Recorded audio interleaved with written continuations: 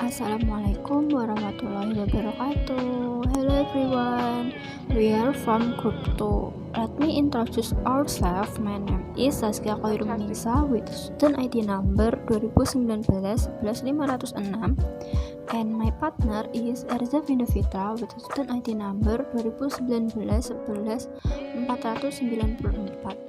In this video, we will discuss about capital expenditure budgeting. So let's go to the material. Appraisal procedure in investment decision. The procedure to be followed in the evaluating investment decision include the following stage. Number 1 is estimating the cash flow pattern of the proposed investment. Number 2 is assess the expected cash flow in a certain way. Number 3 is making investment decision based on certain criteria. And the last is supervise and make adjustment calculation if there are deviation from the original state. Step 1. Estimating the cash flow pattern of the proposed investment. There are any two types of cash flow. And number 1 is cash outflow. Cash outflow is spending money or other sacrifice that have a certain monetary value. And then any cash inflow. Cash inflow is receipt of money or other form of receipt that have a certain value. And then there are any two types of cash outflow. This is capital expenditure and revenue expenditure. Capital expenditure is cost incurred in obtaining fixed asset, increasing operational efficiency and productive capacity of fixed asset. The example is purchase of land, building, machinery, and other. And then revenue expenditure. Revenue expenditure is expense that will only provide benefit in the current period. The example is cost of raw material, labor, administrative cost, marketing cost, and other. Meanwhile, the revenue that is considered as company income is revenue from product sales or sales revenue. For this reason, the formula for net income or profit is as follows.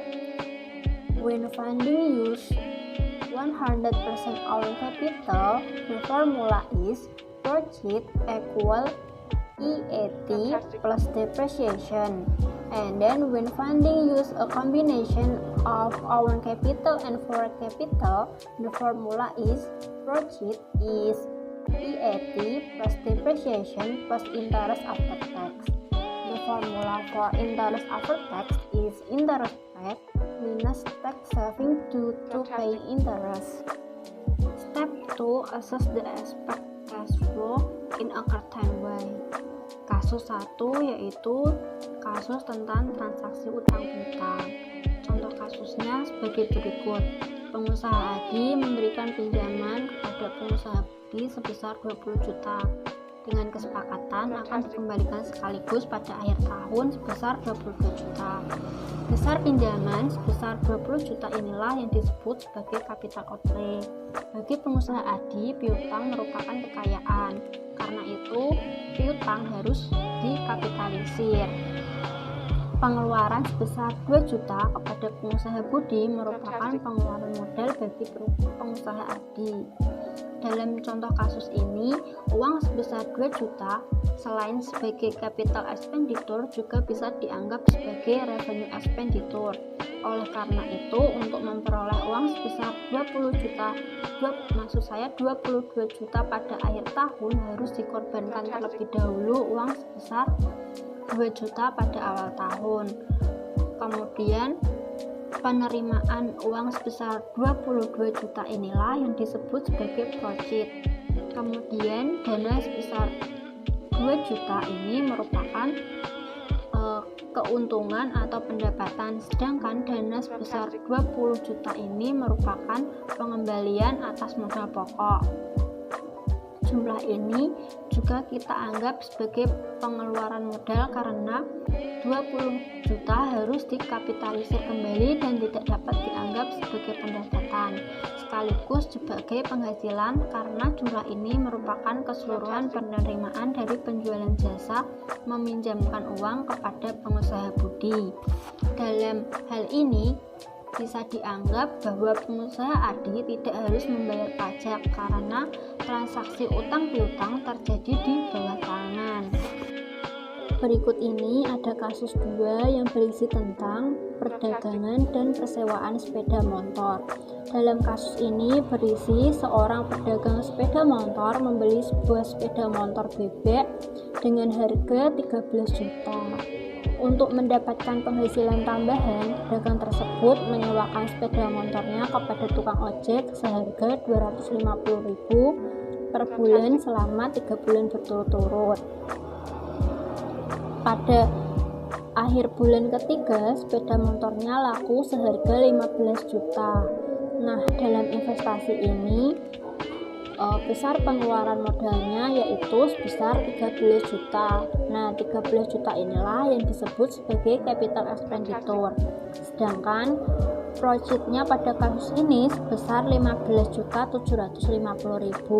15.750.000 ini berasal dari 15 juta dari hasil penjualan sepeda motor tadi ditambah dengan 3 kali 250.000 dari hasil sewa.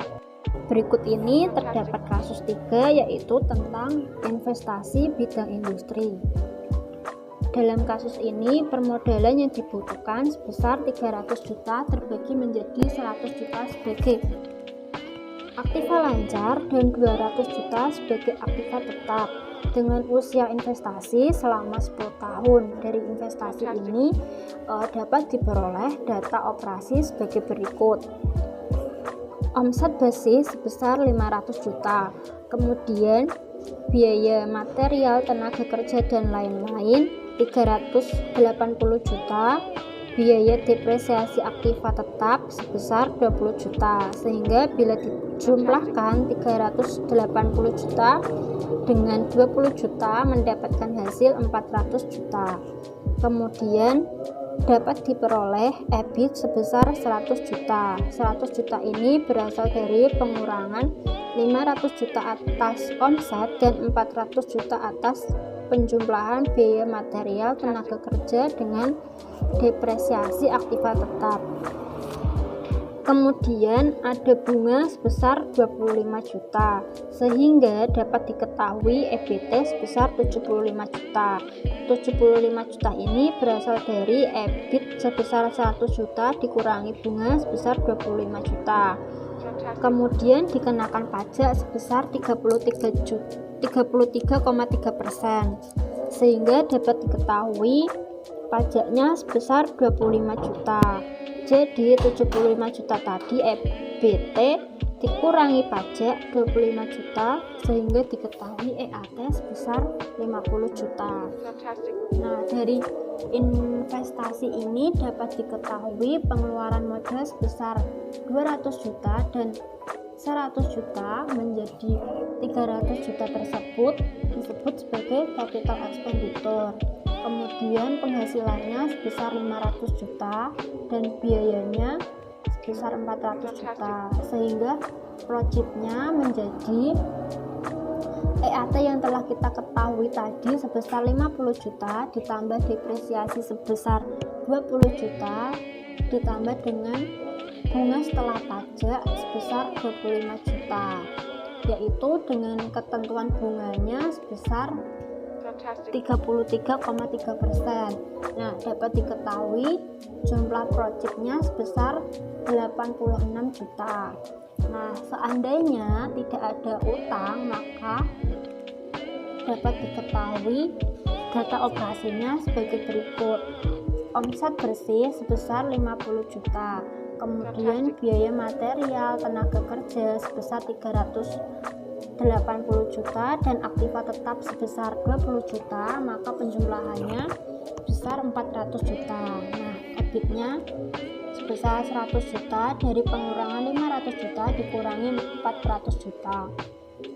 Kemudian bunganya Rp0 karena tidak ada utang. Dan dapat diketahui EBITDA-nya tetap 100 juta. Kemudian dikenakan pajak sebesar 33,3% menjadi pajaknya sebesar 33,3 juta. Nah, dapat diketahui selanjutnya EAT-nya sebesar 66,7 juta. Nah, dalam kasus ini jika tidak ada utang, maka proyeknya dapat diketahui EAT plus depresiasi, sehingga EAT-nya tadi 66,7 juta ditambah 20 juta, sehingga jumlah proyeknya sebesar 86,7 juta. Different cash flow pattern. The number one is investment with single outlay, single project. Ini terdapat pada kasus 1, yaitu diketahui pada modal awal sebesar 20 juta. Kemudian pada akhirnya dia harus mengembalikan sebesar 22 juta. Nah, 20 juta inilah yang disebut sebagai capital expenditure. Kemudian 22 juta inilah yang disebut sebagai project. Nah, kemudian the number 2 is investment with single outlay, multiple project. Nah, pada kasus ini diketahui bahwa ada seseorang yang membeli sepeda motor tersebut dengan harga 13 juta. Nah, kemudian motor tersebut disewakan selama 3 bulan dengan sewa harga 1 bulannya yaitu sebesar 250.000. Nah, pada akhir bulan ketiga dia menjual motornya dengan harga 15 juta. Kemudian dapat diketahui bahwa proyek pada kasus 2 ini sebesar 15.750.000. 750.000-nya berasal dari 3 bulan dari masa sewanya. Nah, kemudian any investment with multiple outlay and multiple project. Nah, ini itu tercermin pada kasus 3. Nah, pada kasus 3 diketahui butuh modal sebesar 300 juta. Nah, 200 juta sebagai capital expenditure, kemudian 100 juta sebagai working capital. Dapat diketahui proyeknya sebesar 86,7 juta selama 10 tahun karena masa investasinya selama 10 tahun. Okay, the investment cash flow pattern might change due to the influence of 1. The difference in the age of the asset in question. 2. Differences in the depreciation method used. 3. The existence of salvage value of the replacement machine. 4. The difference between the sales price or sales value and the book value of the machine being replaced. 5. Taxation. Step 3. Making investment decision based on certain criteria. To make investment decision, the following consideration need to be made. 1. Capital expenditure and budgeting decision. 2. Determination of the base year T0 for calculating present value. 3. Techniques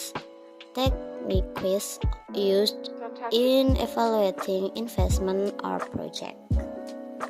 Investment valuation criteria. 1. Payback period. Payback period is the period of time needed to return the capital funds that have been issued by investor. Formula: payback period is capital outlay divided net cash process. 2. Return on investment or ROI. ROI is the rate of return on investment given to run the operation of a business, but from the beginning of the establishment and for the development of the business. There are four approaches that are widely used in calculating ROI. A. Annual return on investment, formula penghasilan tahunan per investasi awal dikali 100%. B. Annual return on average investment, formula is penghasilan tahunan per investasi awal dibagi 2 dikali 100%. C. Average return on average investment, formula is penghasilan tahunan per investasi awal dibagi 2 kali tahun dikali 100%. D. Average book on return on investment, formula is total penghasilan dikurangi investasi awal per rata-rata tertimbang investasi kali tahun dikali 100%. 3. Net present value or NPV. Net present value or NPV is the difference between the present value of cash inflows and cash outflows during a certain period. This formula can you see in this screen. With criteria, if the NPV is positive, it indicates that the investment has a higher level of income than the desired level, so the investment is safe. If the NPV is negative, it shows that the investment has a lower level of income than the desired level, so the investment is rejected. For profitability index, it shows the ratio of the present value of cash inflows to the present value of cash outflows. PI is nilai sekarang arus kas masuk per nilai sekarang arus kas keluar. Criteria: if PI more than 1, then the project is accepted. If PI same 1, then it doesn't matter whether the project is accepted or rejected. And if PI less than 1, then the project is rejected. 5. Internal rate of return or IRR. IRR is the discount rate that makes the present value of cash inflows equal to the present value of cash outflows, so that the net present value is 0. Formula you can see in this screen. With criteria, if IRR more than R, the project is accepted.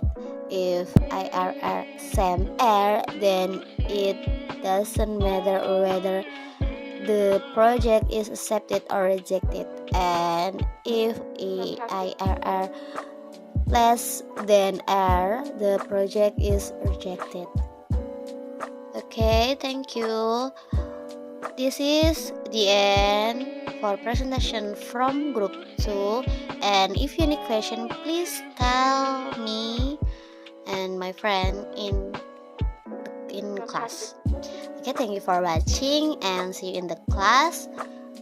And wassalamualaikum warahmatullahi wabarakatuh.